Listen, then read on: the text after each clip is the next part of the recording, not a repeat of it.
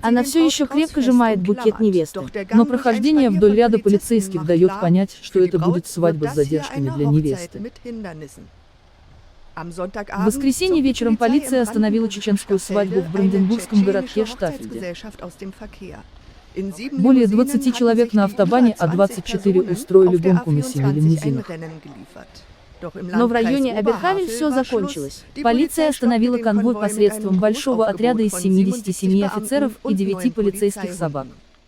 Да, мы только предполагаем совершение запрещенной автомобильной гонки. Судя по описанию присутствующих свидетелей, скорость не выдерживалась и совершались рискованные маневры обгона. По предварительной информации, превышение скорости автомобильной колонны является чеченской традицией. Невеста должна была быть перевезена из Гамбурга в Берлин. Туда отправили 3 машины, чтобы забрать невесту из Гамбурга. И, конечно, молодежь общается между собой и, возможно, добавилось еще 4 машины. Речь идет о люксовых автомобилях марок BMW, Audi, Mercedes и Porsche. Транспортные средства общей стоимостью 250 тысяч евро.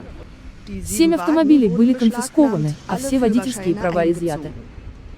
После осмотра невесту забрал на машине знакомый и отвез в Берлин. Что касается остальных участников празднования, полиция сопроводила их на автобусе до ближайшей железнодорожной станции. Все водители понесут ответственность за подозрение в участии в незаконных гонках. В зависимости от ситуации есть риск получить штраф или даже тюремное заключение сроком до 2 лет. Кроме того, может последовать расследование нарушения правил коронапандемии. В настоящее время торжества такого масштаба запрещены по всей стране.